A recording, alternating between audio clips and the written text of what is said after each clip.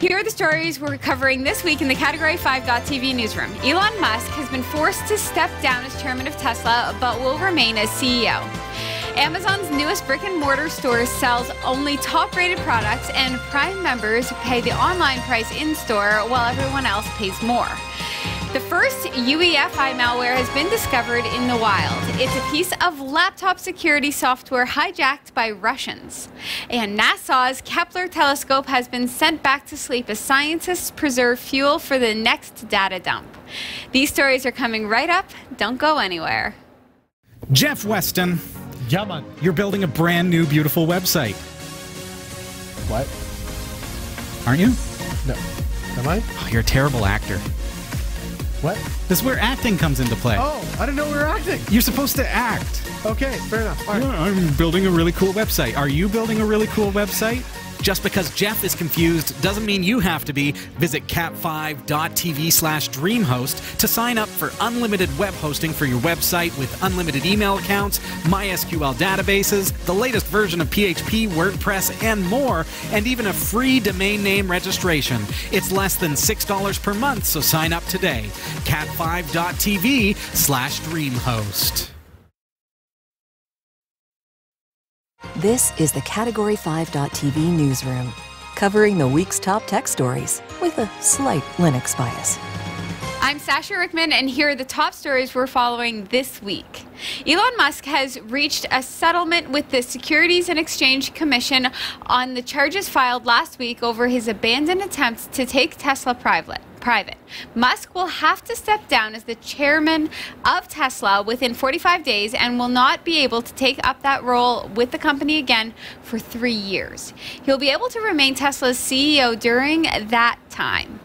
Alongside the settlement, the SEC also charged Tesla with failing to have required disclosure controls and procedures relating to Musk's tweets, according to the agency. Tesla has already agreed to settle this charge. Both Musk and the company will pay separate $20 million fines that will be distributed to harmed investors under a court-approved process, according to the SEC. And Tesla is being made to appoint 2 new independent directors to its board. According to the agreement, the company will also hire a lawyer to monitor Musk's communications, including his tweets. The SEC opened an investigation into Musk and Tesla in early August, shortly after the CEO abruptly announced on Twitter that he was considering taking the company private at a share price of $420. Musk said that he had the funding secured to pull off the feat and that support from investors was confirmed as well. While Musk reportedly held multiple meetings with Saudi Arabia's sovereign wealth fund about backing the privatization effort, the SEC argued that in its lawsuit that Musk did not have a solid deal in place and that therefore his tweets were false and misleading to investors. The first hearing in the SEC's case against Musk was scheduled for February. The Department of Justice reportedly still has an open investigation into his failed privatization attempt, and a number of shareholders have sued Musk in court for losses resulting in the alleged market manipulation. Wow. So. Whoops. This was an interesting. Yeah. This is interesting.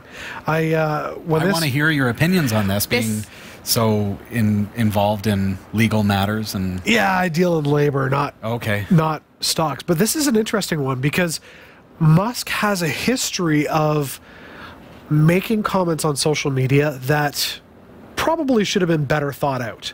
Oh, sure. And the fact that he threw this one out there, and when I first saw it, I actually thought it was some sort of a tweet to do with marijuana, because 420 is the number for marijuana, and I mean in Ontario they're about to legalize it, and so I thought there was something to it because he made that connection. Because he made comments not long ago about somebody smoking dope or something. There was something about he was going to privatize it for marijuana. There was something to it. So when I saw it, I thought there was a connection to this. Yeah. So I didn't think much of it. I thought it was a reaction to his drug comments from sometime in the summer, I think it was.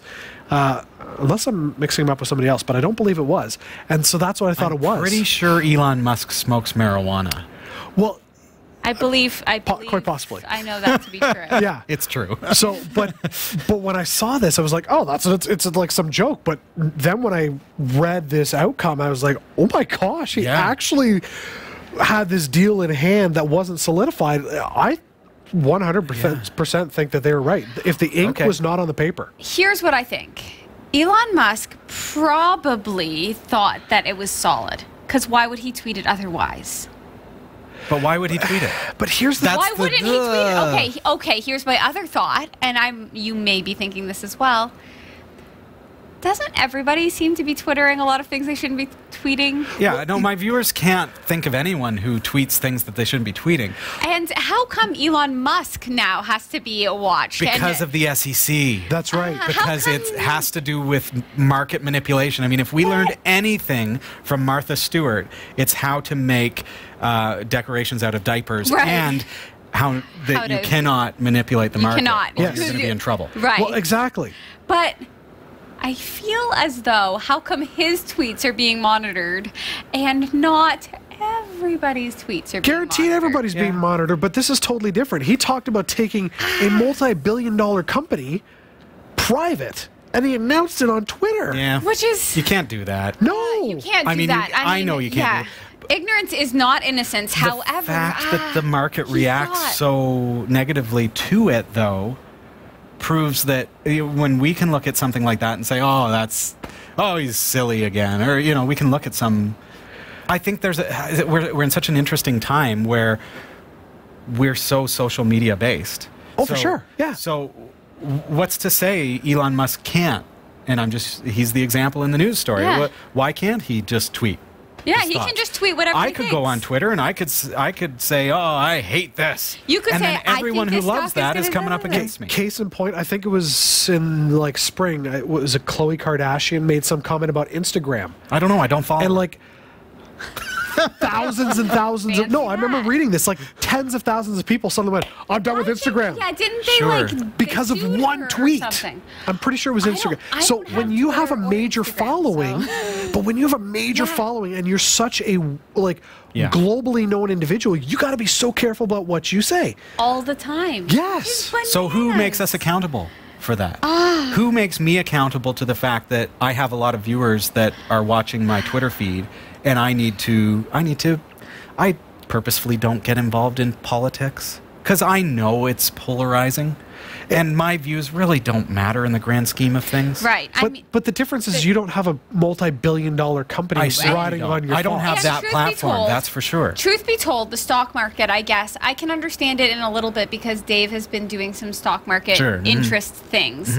And so I get that he reads the news every night and he decides what he's going to figure out and what he's going to buy and what he's going to sell. And so, I mean, he's not on Twitter either, but if he were on Twitter and he had a stock, he might sell or buy because of a tweet, perhaps. But isn't it kind of weird that people would do that?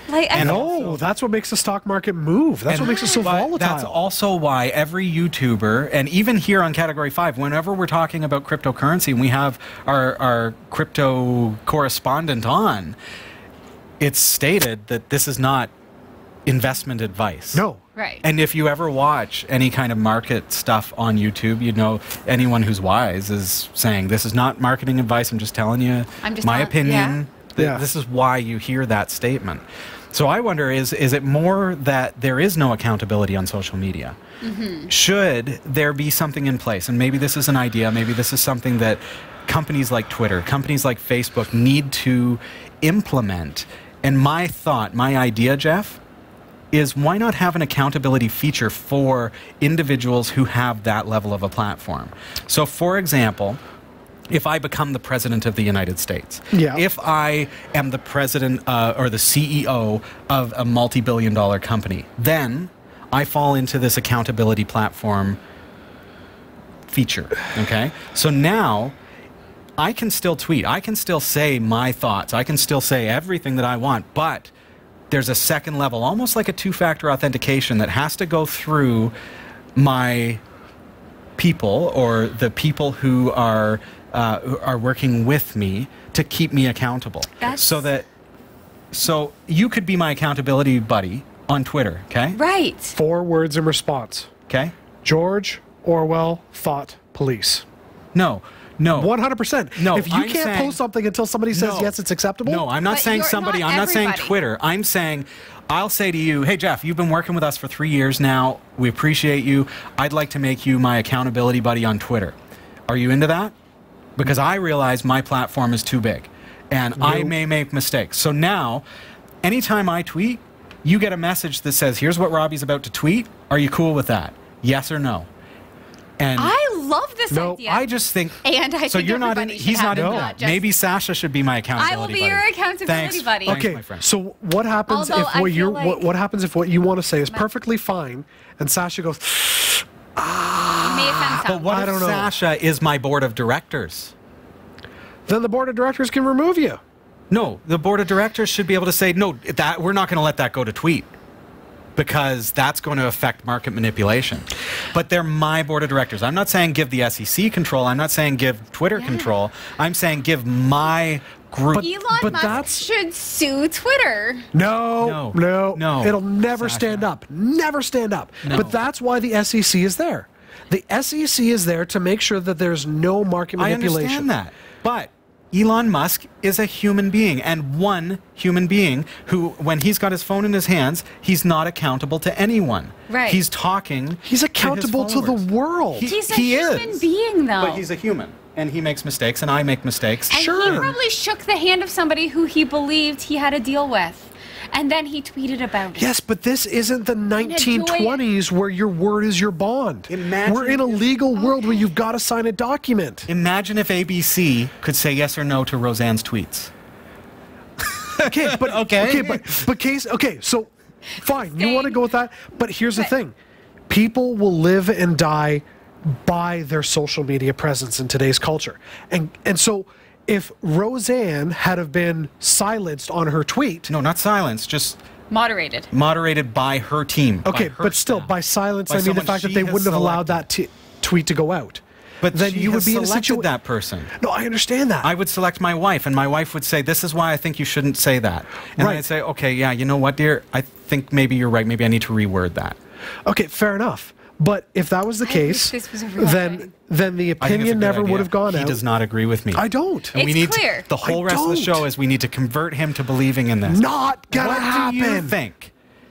Is it pro Robbie or pro Jeff? Nope. I am Team Which is Robbie. basically you hate me. It's not about pro. It's about if you're going to start regulating what people can say on social media, there's no point to social media. No, I'm not saying that they should regulate. Where is free Understand speech? this. Understand, Jeff. I'm saying Can we just have freedom of thought, but not freedom of speech? Can we just you can George Orwell thought police. No, we need to wrap up the thought. We need to move on. But here's my final thought.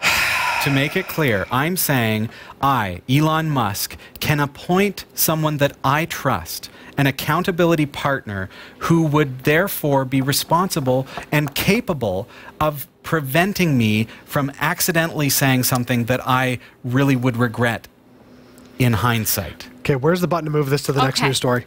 The button has already been pushed. Please comment below. Let us know who's right. Another brick-and-mortar Amazon store opened its doors this Thursday. Amazon 4-Star at a new location in New York City's Soho district. The retail giant's new store only sells products that have been rated 4 stars or above on Amazon.com, plus Amazon's own products. The company writes in a blog post that Amazon 4-Star is a direct reflection of our customers, and in a way that's true. The average rating for all items in Amazon's 4-Star is 4.4, and most items have hundreds of thousands of online star ratings and reviews. Amazon stocked the store with customer electronics, kitchen and home items, toys, books, games, and more, but it doesn't contain every single product that has a 4-star rating or higher. Discovery appears to be one of the main purposes of the new store. Not only does the store highlight the most loved items on Amazon.com, but the company also organizes them into specific categories like most wished for, trending around NYC, and Amazon exclusives. As with most Amazon endeavors, Prime members reap benefits in the new store. They'll pay the Amazon.com price, while non-Prime members pay MSRP. Digital price tags list both prices as well as the amount Prime members save, the average star review for the item, and the total number of reviews. Over the past few years, Amazon has pushed its way into the brick-and-mortar space after understanding its benefits for a primarily online business. The company's acquisition of Whole Foods gave hundreds of stores in the U.S. through which customers could buy groceries and other household items, and through which Amazon could expand its services such as grocery delivery and pickup. Amazon has a number of other stores too. Amazon bookstores sell only the most popular books on its website, and cashierless Amazon Go stores act as the company's slowly expanding convenience store chain. Amazon Go is arguably the company's most strategic brick-and-mortar play, as it allows Amazon to track customer behavior in-store using cameras and its mobile app. It's rumored that Amazon wants to open 3,000 Amazon Go stores by 2021. In addition to gleaning more insight into customer shopping habits, Amazon 4-Star also gives the company another physical location to showcase its own devices. Amazon 4-Star has tables dedicated to the newest Echo and Fire TV devices. Brick-and-mortar stores give customers the opportunity to play around with Amazon devices that they may not have seen in person before buying on Amazon.com. Currently, it's unclear if we could see more Amazon 4 stores open in other locations in the future. I like this idea. This is neat. I like this idea. I think that perhaps they should probably have every Amazon warehouse have an Amazon 4-Star at the front of the warehouse. Oh, you remember The Source? Yes. Radio Shack. Yes. Tandy. They do the same thing. They do the store in front of the warehouse. Those of you who don't live here in Barrie, where our studio is, you think of Radio Shack and you just think of the little pop-up stores in the malls and things like that. But here in Barrie, where it's warehoused, where it's based, it's like a giant warehouse with a store attached to it. It makes so much sense. It makes a lot of sense for Amazon. You don't have to worry about inventory in any way. I like the idea of being able to, well, there's two sides to this that I think are really smart. First, Amazon is giving Prime members the .com price.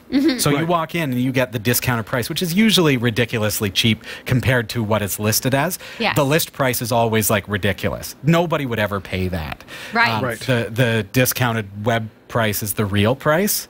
The one that they say it's discounted from is like take the MSRP and add another 300 points to it and that kind of thing. But by getting Prime members to come into the store, what is Prime? Free shipping. Yes. Right? So who pays for that? Amazon. So getting you into the store, now they're cutting costs huge, because everything that I buy on Amazon through Prime, I just get it shipped to me for free, get it shipped to me for free. So I don't even really, at this point, I don't really think about that. I'll order something that's $1 and I'll order something that's $10 and something that's $100. And they don't get packaged together. So somebody's paying for that, Amazon's paying for that. Walk into the store, they just cut their shipping fees right out. As well as the workforce. I don't necessarily agree with that. They're cashierless stores? Well, that's Amazon Go. We're not talking about Amazon Go. We're talking about Amazon 4-Star. And in Amazon 4-Star, I think, because I'm an Amazon Prime member. I know there's a lot of Amazons to keep track of. I just found out Amazon.com, there's two Amazon.co.uk. Amazon Music, and now I'm super confused. But that's a whole different story too.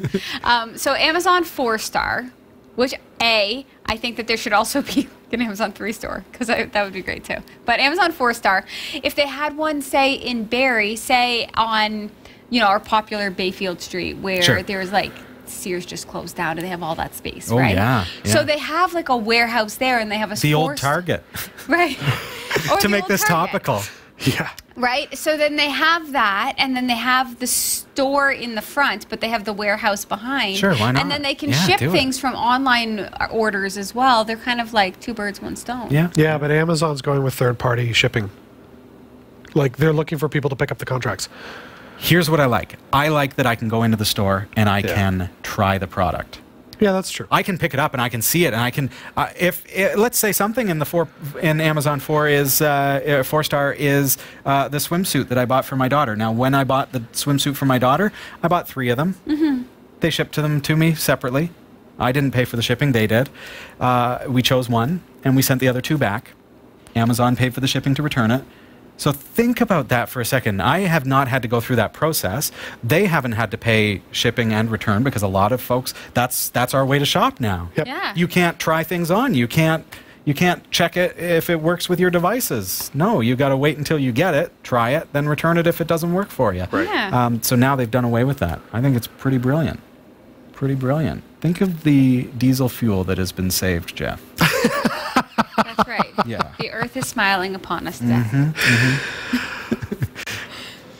ESET Research has published a paper detailing the discovery of a malware campaign that used repurposed commercial software to create a backdoor in a computer's firmware. The rootkit has been active since at least early 2017 and is capable of surviving the reinstallation of the operating system or even a physical hard drive replacement. While the malware has been spotted previously, ESET's research is the first to show that it was actively attacking the firmware of computers to establish a tenacious foothold. Dubbed LoJax, the malware is the first case of an attack leveraging the UEFI boot system being used in an attack by an adversary. And based on the way the malware was spread, it is highly likely that it was authorized by a Russian state-sponsored operation tied to the cyber attack on the Democratic National Committee. There have been a number of security concerns about UEFI's potential as a hiding place for rootkits and other malware. The UEFI is essentially a lightweight operating system in its own right, making it a handy place for attackers to hide rootkits that can't be seen or protected from the system's OS. WikiLeaks Vault 7 files showed that the CIA apparently developed an implant for Apple's computers that used the predecessor of UEFI, but required physical access to the targeted computer and a malicious Thunderbolt Ethernet adapter. But LoJax is an entirely different animal. It was built to be deployed remotely using malware tools that can read and overwrite parts of the UEFI firmware's flash memory. While LoJax shows all the hallmarks of a state-funded attack, the developers had a little bit of a head start when it came to the UEFI payload. They borrowed from a commercial software product that was purpose-built to stay active in a computer's firmware. LoJax rootkit is essentially a modified version of the 2008 release of the LoJax anti-theft agent from Absolute Software, known at release as CompuTrace. The firmware module ensured a software small agent stayed installed on the computer, which connected to an Absolute web server even if the computer had its drive wiped. In other words, CompuTrace was a commercially developed firmware rootkit. In another bit of borrowing, the code in the malicious UEFI module uses an NTFS driver to access the Windows disk partition to make changes and install its agent. This NTFS driver was stolen from leaked software written by the Milan-based information security and offensive hacking for hire company Hacking Team. So really, this Russian state-sponsored rootkit was a team effort. What do you say? The UEFI, you want to trust it. Like, this is think of your BIOS. When you first turn on your computer, it detects your hard drives and it tells the operating system what kind of hardware you have, right? Right. So if they hack that, this is higher level than the operating system itself. So it doesn't matter if you're running Windows or Linux or whatever you might be running, your computer is basically infiltrated before it ever gets to that operating system. Right. So now it can start manipulating things. A rootkit, meaning, hey, maybe it becomes root on your Linux machine, and maybe it has access to monitoring your keystrokes, or who knows what else they could do. Okay, so first off, I believe it's only for Windows so far. No, it's a rootkit in the UEFI, so maybe the infection itself would have to take place. That's what I mean. Yeah, I think it's only like impacted Windows. So let's say you dual boot. Yeah. So if you dual boot, you get into Windows and you get that rootkit malware. It installs itself in the UEFI, then you reboot into Linux, the UEFI loads your drivers and everything else, and then infiltrates your Linux system and becomes root user and does whatever else on your Linux system, because it's part of the UEFI. So even if you wipe out your hard drive over and over and over again, even if you pull that hard drive out, drill holes through it, smash it with a sledgehammer, install a new hard drive, boot it up with a new operating system, you're still infected. It's a microchip built into the motherboard of your computer. What bothers me about this is, Sasha mentioned it was kind of a throwback to a 2008 issue. Commercial software that is legitimate, right? To keep people to help people to be able to find their stolen device, which is fine. Yeah. But that means that since 2008, at least, we've known that this is capable. Why wouldn't they have closed that loophole unless you? Because the loophole is by design. Right. Yeah. It is. If you build it, if you build the technology, it will be used for malicious purposes. Sure So we need to be very careful when we build the technology. I'm talking to you, artificial intelligence, that it cannot be used for malicious purposes. You're talking to artificial intelligence. Yeah, is and that they're listening. And they're listening. This show is now for humans and AI. Kepler's resurrection from hibernation has been short-lived. NASA has put the Veteran Space Telescope back into sleep mode after it was up and running for less than a month. The probe, sent to sniff out exoplanets that may lie in habitable zones around the stars, is expected to run out of fuel soon. Launched in March 2009, the Kepler mission was planned for only 3.5 years. When it was preparing for takeoff, however, NASA found that the rocket could carry spare mass and decided to add enough fuel to last for 10 years. It has now been flying for 9.5 years, and supplies are slowly petering out. Ground control has powered Kepler down to a state that doesn't require any fuel, so that the agency can save what's left for what they call deep space network time. On October 10th, Kepler will be restarted and directed to point its antenna back to Earth in the hopes that it will be able to transmit data back home. Kepler has found more than 2,600 exoplanets so far. A recent notable find is Wolf 503b, a nearby super Earth-sized planet orbiting a bright star. At approximately twice the size of Earth, Wolf 503b is a representative of the most common size of planets Kepler found in the galaxy. However, since there are no planets this size in our own solar system, we have a lot left to learn about planets of this size, NASA said. Hopefully, targets like Wolf 503b can be observed further with Kepler's successor, the Transiting Exoplanet Survey satellite, launched in April this year. Nice. Yeah. Does it use LiDAR, the new one? As if that's the first question. No, I don't believe so. Because both TESS and Kepler are imaging satellites. So they have CMOS sensors like a digital camera. Oh, okay. Kepler had many of them, I think like almost 100 CMOS sensors. So it was getting, maybe it wasn't that many. No, maybe it was almost 100 megapixels among them.